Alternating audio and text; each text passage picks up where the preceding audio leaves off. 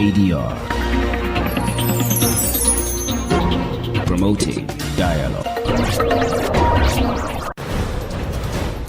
It's midday in Dakar, 1 o'clock in Porto Novo. Good afternoon and many thanks for staying tuned to West Africa Democracy Radio, broadcasting on 94.9 FM and around the world. We are live on wadr.org. Welcome to Newslink. Here are the top stories. Opposition groups in Guinea-Bissau vows to paralyze the state if President Embalo fails to evacuate office today. But analysts suggest adherence to the Constitutional Court orders. The fact that the Constitutional Court has decided by September, by that date, he will hand over power. Now, what will happen between September and November? That depends on the Constitutional Court. Ivorian government rejects opposition call for another political dialogue ahead of 2026 election. Ghana's President John Dramani Mahama delivers first State of the Nation address with focus on resetting the economy. Our economy is in crisis and our people are suffering unprecedented hardships. Mr. Speaker, we will host a national economic dialogue on March 3rd and 4th. Events will allow us to present the real state of Ghana's economic crisis to the people. And Nigerian authorities intensify efforts to combat drug abuse and illicit trade. Please stay tuned for details of these stories and more. West Africa Democracy Radio. It's you speaking. Many thanks for joining our broadcast and a warm welcome to our listeners within and beyond West Africa. We begin in Guinea-Bissau, where the opposition has vowed to paralyze the country today, Thursday, February 27, 2025, in dispute over the end of President Umaru Sissoco Embalo's 5-year mandate. Opposition leaders argue that Embalo's term ends today and insist that the president should peacefully step down to allow for a fresh election that would usher in a new head of state. Despite mediation efforts aimed at resolving the political tension in the country, the opposition parties remain resolute in their plans to ensure that Embalo leaves power on this day, marking the official end of his presidential term.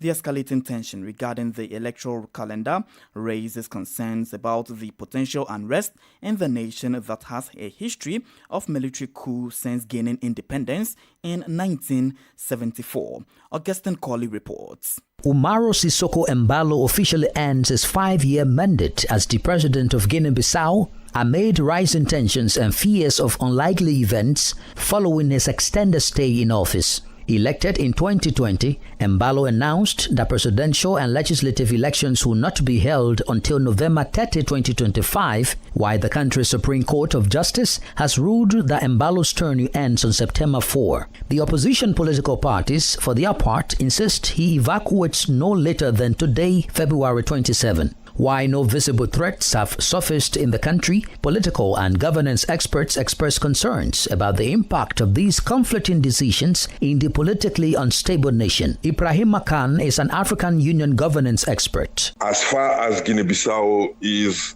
a country under rule of law, because if the date of the election comes after the end of his own term, there is a problem there. And the fact that the Constitutional Court has decided by September, by that date, he will hand over power. Now, what will happen between September and November? That depends on the Constitutional Court. So I think here what we need is to make sure that the decision of the Constitutional Court is implemented and it binds all the different institutions of the country. So the president has to accept that. Last week, ECOWAS deployed a mission to Guinea-Bissau in an attempt to resolve the political impasse and electoral calendar, among others. Embalo, 52, last year indefinitely postponed the November parliamentary elections, citing technical and financial difficulties as reasons for the delay. The legislature was dissolved after Umaro Sissoco Embalo struggled to have absolute executive power and at least 2 attempts to overthrow his presidency, with the most recent occurring in December 2023. This incident was characterized by gunfire and clashes in the capital, with some 23 soldiers arrested in the plot, sentenced by a military tribunal weeks ago. In the meantime, all eyes are on Guinea-Bissau for actions that could potentially protect or harm its fragile democracy. Augustine qualified the report. Ghana's President John Dramani Mahama is currently presenting his first State of the Nation address in Parliament. The address, which is part of his constitutional mandate, sets the tone for his administration's professed ambitious resetting Ghana agenda aimed at reviving the economy, creating jobs and restoring stability in the countries grappled with economic distress, rising inflation and high unemployment. Listen to President Mahama. Our economy is in crisis and our people are suffering unprecedented hardships. Mr. Speaker, we will host a national economic dialogue on March 3rd and 4th. On March 11th, the Minister of Finance, on my behalf, will present the budget estimates for the financial year 2025 to this August House. These 2 events will allow us to present the real state of Ghana's economic crisis to the people. Mr. Speaker, it is not my style to lament and shift blame when confronted with challenges. My approach is to accept challenges and work hard to resolve them. Indeed, this is precisely what the people of Ghana elected me to do. I have therefore not come here to lament on the state of our country, though there's much to lament about. We have inherited a country that is broken on many fronts. The profundities of the challenges confronting us are staggering. We're saddled with staggering debts and glaring signs of almost deliberate and, in some cases, reckless mismanagement of our resources. Mr. Speaker, not even the restraints of an IMF program were enough for the previous economic managers to exercise prudence in managing our finances. Ghana's President John Dramani Mahama. Back here in Senegal, the nationwide strike organized by the Autonomous Union of Health Workers has entered its second day. The strike, which began on Wednesday, February 26, comes on the heels of a social dialogue scheduled by the state for today, Thursday, February 27. Senegalese Prime Minister Ousmane Sonko will chair the meeting, which aims to find lasting solutions to the socio-economic challenges facing the country. The dialogue, announced last Friday by Sonko at the National Assembly, has been welcomed by the country's trade union centers. The unions are preparing to submit their demands as they are urging the government to engage in an open discussion. Turning attention to Côte d'Ivoire, the country has ruled out the possibility of relaunching a political dialogue ahead of next year's presidential election. The latest statement is in response to the opposition PDCI party, led by Tijani Chiam and the PPACI, of former President Laurent Gbagbo, calling on the government to relaunch a political dialogue. The Ivorian government maintains that all questions related to the organization of elections must be directed to the institution that organizes these elections. Echi Atiso has more in this report. The last dialogue addressed major political issues, but now the opposition must turn to the institutions authorized to handle its concerns, the government spokesperson has said. Here is Amadou Koulibaly.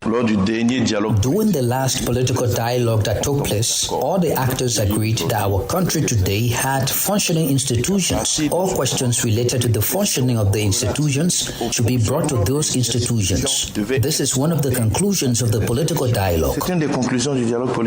On all electoral matters, the Ivorian government spokesperson urges the opposition to address the Independent Electoral Commission, CEI. Amadou Koulibaly once again. Today, all questions related to the organization of elections must be directed to the institution that organizes these elections. Earlier, I told you that the Electoral Commission included most political parties and civil society. In its functioning, decisions are made collectively. They have their mandate. So we need to stop engaging in petty politics and trying to hide unacknowledged intentions beyond dogmatic positions by claiming at every term a political political dialogue as if dialogue had broken down in this country. We talk to each other every day. Dans ce pays, nous nous parlons tous les jours. With 8 months to go before the next presidential election, the opposition is demanding a new revision of the electoral list, a reform of the CEI, the independent body responsible for managing elections, and national political discussions for peaceful and transparent elections. Albin Ade's report from Abidjan and voiced by Eche Atiso. More stories coming up on West Africa Democracy Radio. Newslink continues. Turning attention to Guinea, reactions continue to emerge in Guinea following a recent statement by the Minister of Foreign Affairs, Morisanda Kouyaté, regarding the country's constitution.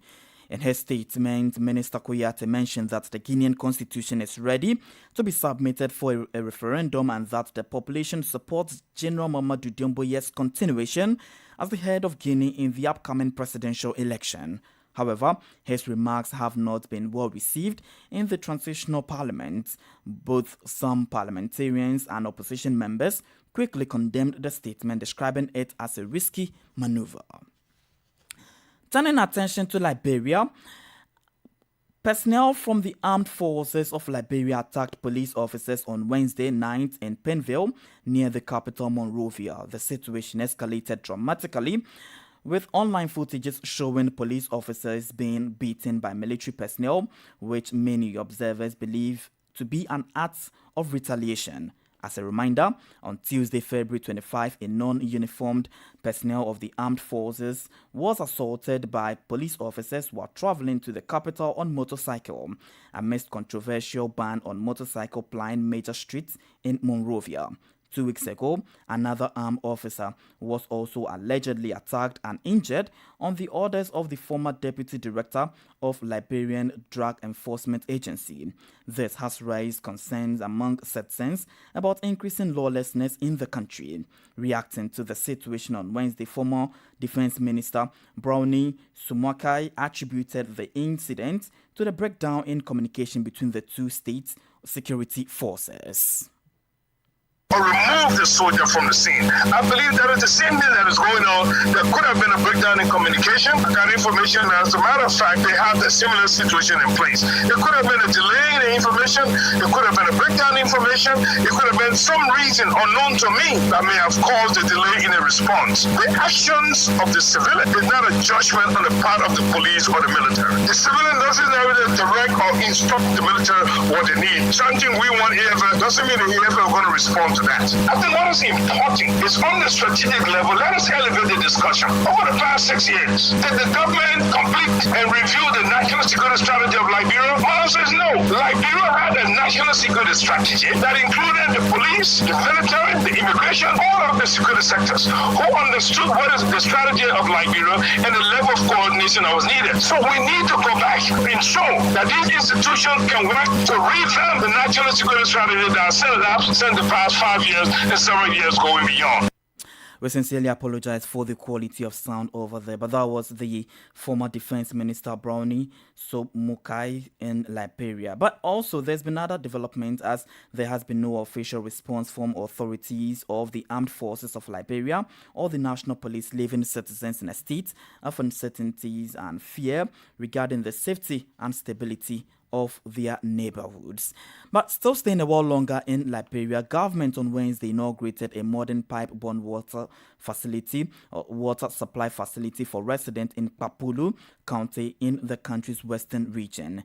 The county has been facing severe challenges, including inadequate access to safe drinking water, thus contributing to the increase in cases of diarrhea and cholera outbreak. The ceremony on Wednesday brought together citizens and government officials, showcasing a collaborative effort to improve the quality of life in the region. President Joseph Boakai addressed the crowd, reaffirming his government's commitment to enhancing life conditions or enhancing living conditions for all citizens. WADR's Correspondent Abraham Parker has more in this report. The president expressed optimism that the newly established water supply facility will substantially increase access to safe and reliable drinking water for the people of Bopolu City. In a broader vision for the future, President Bouaka unveiled plans to construct multiple water plants across the country. This country is backward for no good reason. 178 years of independence, and I tell you all the time, we are here to make sure that this country's resources will go to develop the lives of our people. This initiative is part of the government's ongoing efforts to uplift the livelihoods of its citizens. Mohammed Ali, the managing director of the Liberia Water and Sewer Corporation, echoed the president's sentiments, reiterating the entity's commitment to providing portable water throughout the capital and all 15 counties. Mr. Ali announced the plans for constructing additional water treatment facilities in Maryland, Sino, and Grand Jira counties. The main pipeline, the 4-inch pipeline, runs about 1.37 kilometers the length of Bopolu. As the event concluded, citizens of Bopolu County expressed their gratitude to the government for this vital development, reflecting a hopeful outlook for a future of safe drinking water access in their community. From Monrovia, this is Abraham Parker for Newslink on WADR. You're still listening to Newslink here on West Africa Democracy Radio, broadcasting on 94.9 FM, Dakar, Senegal, and around the world we are live on WADR.org. If you're active on all social media platforms, we're live on Facebook at WADR English Service, as well as YouTube, WADR News. Here's a reminder of our top stories. Opposition groups in Guinea-Bissau vows to paralyze the state if President Embalo fails to evacuate office today. But analysts suggest adherence to the Constitutional Court orders. Ivorian government rejects opposition call for another political dialogue ahead of the 2026 election. Ghana's President Mahama delivers first State of the Nation address with focus on resetting the economy. Still ahead in this news, Nigerian authorities intensifies efforts to combat drug abuse and illicit trade. We also have press review, guest interview, and sports news. Stay with us. Fresh and breaking news all the time. Hear it first as the news breaks, only on West Africa Democracy Radio. Newslink continues. Authorities in Nigeria are intensifying efforts to combat drug abuse and illicit trade. The National Drug Law Enforcement Agency has reported a decrease in drug seizures, while lawmakers are advocating for a review of market closures related to counterfeit medicines. At the Murtala Mohammed International Airport in Lagos, the National Drug Law Enforcement Agency states that its operations have substantially reduced drug trafficking, with seizures dropping from 23 tons in 2023 to just 7 tons in 2024. WADR's Usma Uma reports. Our police went with our staff. They overwhelmed us. We narrowly escaped from being killed. These trucks that you have seen here are trucks that were caught by security forces in the night, trying to take drugs away from Idumata, where we have our operation. So these trucks are seized. We are not destroying trade. We are protecting lives. That was Professor Mojishola Adeyeye, Director General of the National Agency for Food, Drug Administration and Control, NAFDAC. Similarly, Usman Wadr, Strategic Commander of the National Drug Law Enforcement Agency at Lagos Airport, highlighted the scale of Nigeria's drug problem, citing a 2018 UN drug survey that says at least 14 million Nigerians had either experimented with or become addicted to drugs. Despite this, he noted that recent trends indicate a decline in illicit drug circulation, attributing success to the agency's sustained crackdown and strategic interventions. In a related development, the Southeast Caucus in the House of Representatives has expressed concern over NAFDAC's ongoing clampdown on fake and substandard medicines. I think what has happened should be a clarion call to those businessmen who are genuine businessmen and women in this same market or in other markets, so that when they see certain things happening in their environment, they should also alert government. If you see something, you say something. something. It will not be right to close down this shop because of wrongdoers. Let us be mindful that people survive on medication on a daily basis. What happens to those who are critically ill and are not able to access medicines as prescribed rightly? Let's not punish the innocent. Authorities have sealed over 11,000 shops nationwide, targeting counterfeit drugs in Onitsha, Lagos, and Aba. As Nigeria battles drug abuse and counterfeit medicines, the debate continues over balancing public safety with economic livelihoods, with calls for a more nuanced approach that separates criminal networks from legitimate businesses. For Newslink on West Africa Democracy Radio, Usman Umar reporting from Abuja. This is the newspaper review. Stay abreast and find out what the top stories are in your country. This is the newspaper review. The newspaper review. Let's join Nadi Tete from Accra for the press review. Greetings. Let's find out what the dailies are reporting this morning. We'll start off with the Daily Graphic newspaper. Front page of the Daily Graphic. Government rallies MPs for Galamsey fight. Also, stay away from Galamsey, speaker to MPs. And borders must pay boarding fees. That's according to the stakeholders at the Education Forum. Also here, remove COVID-19 levy and VAT on transit cargo. That's according to the acting Ghana Port and Harbours Authority's boss. The Ghanaian Times newspaper front page. Mining must not be destructive. That's according to the Vice President, Professor Nana Gino Pokwajiman. Also here, Ghana records 44.7 billion Ghana cedis trade surplus in 2024 and over 40% of health professionals in Ghana unemployed per a research. And don't militarize efforts to stop Galamsey. The Daily Guide newspaper front page. Don't sentence Akwetia MPs. Supreme Court orders High Court. And Mahama delivers State of the Nation address today. Minority rejects Deputy AG nominee. And Dame warns Tafia Mekpo over false claims. And finally, anti-LGBTQI+ case. Supreme Court strikes out review. The National Enquirer front page, Galamsey, we are resolute in winning the fight. That's according to the Vice President. A speaker cautions MPs engaged in a menace. Also here, President Mahama delivers maiden State of the Nation address today. Also here, President Mahama reconstitutes Bank of Ghana board. Isaac Adongo makes list.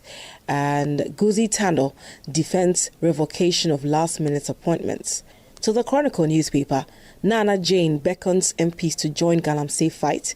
And post-election revelation, voters preferred Educhum to Napo, says KNUST research report. And Supreme Court stays sentencing of NS Kumi in contempt case. Finally, the Daily Post newspaper, plot to disrupt Mahama's State of the Nation address today uncovered. And we will reverse BOG's negative equity. That's according to the new governor. That will be it for the newspaper review segment. It's back to you. Thank you very much, Nadede, for the press review. Politics, analysis on major news, social matters, and all. This is A Guest. Our guest interview takes us to Guinea-Bissau, where the opposition has vowed to paralyze the country today, Thursday, February 27, 2025, in a dispute over the end of President Umaru Sissoco Embalo's 5-year mandate. Opposition leaders argue that Embalo's term ends today and insist that the president should peacefully step down to allow for a fresh election that would usher in a new head of state. Already, the Constitutional Court has set September 2025 as the set date for President Umaru Sissoco Embalo to step down, while elections are expected to be held in November. Our guest, Ibrahim Akan, an expert on governance with the African Union, speaking with WADR, called for adherence to the Constitutional Court orders. When you are a president and you are running a country, you know that your term has an end, and that you need to organize election. And I think for him, this is even his second term. So you need to prepare. The president, the incumbent president, has the responsibility to organize the election, to make sure that the elections are free, fair, and transparent, and also to make sure that when his successor is elected, to organize a smooth succession plan. So everybody knows which year he was elected. Everybody knows which year his term will end. But now for the modality, the details of the handing over of power, that depends on many, many factors. And I think because we have a constitutional system in Guinea-Bissau, the Constitutional Court has a say on that. And in this regard, the Constitutional Court has even by September for the end of his term. So now the whole question is, are we going to have election between now and that period so that the handover can happen? That is, for me, one of the most important question. It's not the issue of when his term will end. When are we going to have the election and to get the successor to President Ballo so that there is a continuity in the functioning of the state of Guinea-Bissau? But there is a divided view regarding his extended stay in office. Why he has announced election to be held in November, the Supreme Court, as you stated, has set September 4 as his last day in office. How will these separate opinions affect the current governance of the country? Definitely it will affect, because of as far as Guinea-Bissau is a country under rule of law, determine himself the date of the election. Because if the date of the election comes after the end of his own term, there is a problem there. And the fact that the Constitutional Court has decided, so by any means, by September, by that date, he will hand over power. Now, what will happen between September and November? That depends on the Constitutional Court. If you recall, we had similar situation in Senegal. What we need is to make sure that the decision of the Constitutional Court is implemented, and it binds all the different institutions of the country, because the Constitutional Court is the supreme judicial institution of the country, as the Constitution of Guinea-Bissau has said. So the president has to accept that by September he has to leave.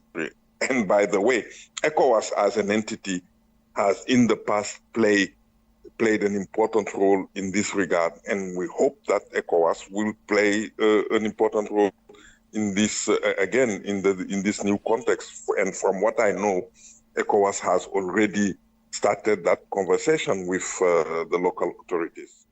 Now, talking about ECOWAS and other regional bodies like UNOWAS as well, how would you describe, with the visit of ECOWAS and UNOWAS mediation team, do you think there have been any significant impact, or they will have any significant impact on the current unfoldings in the country?